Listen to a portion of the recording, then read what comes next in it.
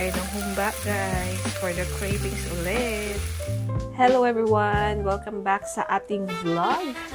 And for today, guys, deadman nyo muna yung aking hagardo face kasi nag 2 nights off ako, guys, and then 1 day off lang. And time check, it's already 6 o'clock in the evening. So, guys, may dumating na package. And while waiting, guys, sa ating niluluto na humba, guys, tayo'y mag-unbox. So, let's do unboxing, guys, kasi kailangan ko na din tong i-open para ma-inom ko na siya, guys, kasi ginagamit ko to sa duty para tayo'y alive, alert, awake sa ating 12 hours duty. And nakita nyo na to na hinol ko sa isa sa mga vlogs ko, guys. So, malalaman nyo kung ano yung mga pinamili ko. Hirap. At ayan, it's open na. So, nag-order ako ulit nung kape, guys. Actually, this is my second time na nag-order sa kanila since dumating kami from our vacation sa Philippines, and naubos na yung in-order ko, guys. After nun, paubos na din kasi yung isang pack ng last order ko sa kanila. So, order ako ulit. Kaya, umorder ako ulit. So, ayan, guys. Ito lang yung mga parang resibo. So, first one, guys, ito pala, bumili ako ng lip tint. By the way, guys, itong shop na to, parang from California sila or Seattle, hindi ko sure, guys, pero ilalagay ko yung pangalan ng store if you're in the US and gusto nyo umorder ng mga Filipino products, like mga beauty products, yun yung mga binibenta nila. Mga supplements na from the Philippines, mga kape. So, siguro may idea na kayo kung ano yung in-order ko. Sana naman tayo i-sponsor ng brand na to kasi grabe. Since na-discover ko na siya last year, non-stop na yung bili ko. Pati sa Pilipinas, bumili ako nung sinasabi ko sa inyo, guys, na haul ko before. But anyways, let's go back sa ating lip serum. Ito, guys, isa to sa gusto kong itry na hindi ko nakita nung umuwi kami ng Pilipinas. So, umorder ako nitong Gorgeous Glow Beauty Products My Pink Serum. Open nga natin. And ano to, guys, para siyang serum na may tint. Ayan, oh. Once you apply it sa iyong lips, magiging moisturize yung lips mo. And at the same time, maglilib siya ng tint, guys. Ayan. Kita nyo ba? Pakak na naman ang ating lips. And bili ko sa kanila nitong lip serum, guys, is $7. So, kung gusto nyong matry, check nyo yung link na ilalagay ko sa description box kung saan ko pinag-order tong mga to. So, ito talaga yung product na ginagamit ko, guys, sa work. And actually, nauubos siya maaga siyang nauubos kasi yung husband ko umiinom na din ito. And gusto ko din siyang ma-encourage na uminom nito kasi meron siyang mga benefits sa katawan. So, yung sinasabi ko, guys, is ito, Lux Cafe Macchiato. So, ito yung mga na-haul ko, guys, sa aking Pinas haul. So, I got 1, 2, and 3. Siguro, iniisip nyo, ang dami naman yan. Actually, guys, isang pack nito is 10 sachet lang siya. So, umili ako ng 3 and meron pa kaming isang pack nito na paubos na, parang 5 na lang yung nasa loob. So, ayan. Bumili ako ulit. Baka naman. Lux Lean. Baka naman, pwede ma-sponsor. So, next one, guys, ito, na-try ko siya nung last na order ko sa kanila.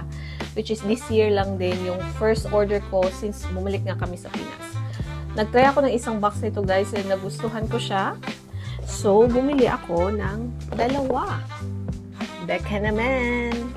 So, explain ko lang guys kung bakit ko siya nagustuhan. Ano yung na-feel ko na nagiging benefit niya sa katawan ko. So, every time na umiinom ako nito guys, aside sa pinapagising niya ako sa aking 12 hours duty, nafe-feel ko guys na mas may effect siya sa aking PCOS. If alam nyo yung about sa PCOS, ang main problem talaga ng may PCOS is yung irregularities and hormone imbalance. So, yun guys, ever since na uminom ako nitong kape, nito guys, ilang months na guys, na yung cycle ko is nagno-normal siya. So, ito guys, iniinom ko, plus yung supplement, hindi na ako uminom ng supplement pala guys, nung pinakita ko, nakalimutan ko yung pangalan. Kasi guys, nag-order ako ng ganito guys, para sa PCOS. Isa to sa mga supplement na kailangan pag may PCOS ka. Kasi yung dala ko sa Pinas galing, yung merong mayo-inositol, ayan guys, and folate, naubos na siya. And naghanap ako sa Amazon kung meron bang ibang brand na available dito, na available sa Amazon. So, ito guys, ito yung mataas yung rating, 4.7 out of 5. So, iniinom ko siya guys. And maganda dito kasi meron din siyang berberine. I think may berberine din yung nabili ko sa Pinas. Pero, ayan guys, meron na siyang mayo-inositol, folate. So, hindi na ako nag-inom ng separate guys. Nandito na kasi may folate na kasi siya. And berberine. Tapos, meron din siyang magnesium. Sa din yan sa kailangan i-take ng isang may PCOS. Magnesium guys, based sa mga food, ang good source ng magnesium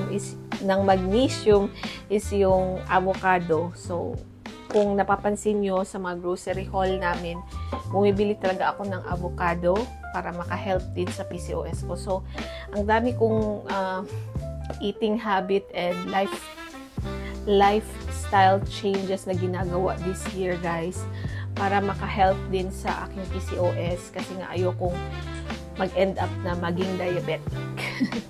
So, ayan guys. So, bili na kayo sa shop na ilalagay ko sa link below guys, kung naghahanap kayo ng seller na nagbebenta nito. Actually, meron din akong napagbilhan nito last year, pero kinumpare ko yung pricing nila sa shop na pinagbibilihan ko this year. Mas mura sila ng $2 per pack, and na din yun guys, malaking savings na din yun, di ba? So ayan, kung fan kayo ng Lux Lean na mga products, check nyo yung link na ilalagay ko sa description box. So kailangan ko nang atupagin yung aking humba guys. So, by the way guys, nakapagluto tayo ng humba today kasi meron kaming nakita guys na pork feet, first time sa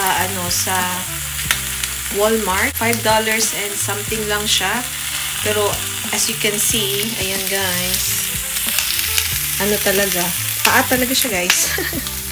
Klarong-klaro yung paa ng baboy. Tapos tinry ko siyang i-chop kasi binoil ko na to kanina. Sorry sa kalat kasi nandyan yung laundry area namin. So tinry ko siyang i-cut in half, pero hindi siya pwede guys, kasi yung bone talaga siya ng paa ng baboy ba. By the way guys, nag-add din ako ng konting baboy na may taba, kasi yung husband ko parang hindi siya masyadong kumakain pag humba na paa. So kailangan ko mag-add ng baboy na may taba. So ayun, siguro kakain lang siya ng isa nito kasi klarong-klaro talaga yung paa guys ng baboy, but I don't mind, basta masarap yung luto, and hopefully makuha ko yung luto ng mama ko, kasi guys, tinuruan ako ng mama kong magluto ng humba before, pero nanood din ako ng YouTube video kanina para ma-remember ko din yung mga ingredients. And yun guys, naalala ko na kung paano siya lutuin. And by the way, kaya ako pusigidong magluto ng humba kahit na one day off. Kasi guys, meron kaming ganito. Ano to? Yung salted black beans and ma-expire na siya tomorrow. And ito guys, nabili namin sa ano pa, sa Omaha pa kami. Basta before kami nagpinas, and dala-dala namin to guys since sa Omaha pa. So, kailangan ko na siyang lutuin today para hindi masayang yung black beans. And then, meron din akong nabiling, ano guys, star anise. Pero powder siya. Okay naman siguro kung powder. Kasi yung nakita ko sa isa sa mga pork humba videos, kailangan yung star anise talaga na buo. Pero, try lang natin to guys. And, ayun. Kaya ako porsigido talaga maghumba today. And, ayan guys, I'll be back. Focus muna tayo sa pagluluto. Guys, ito na pala yung humba. Naka-low, ano na lang tayo, low heat. Kasi, hindi pa dumarating yung husband ko from work. So, yan. Dilatan guys, ugtaman, low heat. Mga ano na to, 30 minutes na naka-low heat.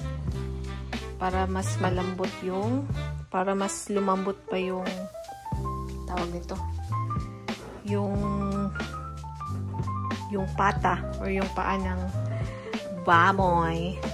And guys, update ko na lang kayo later kung may ganap pa, pero parang wala na.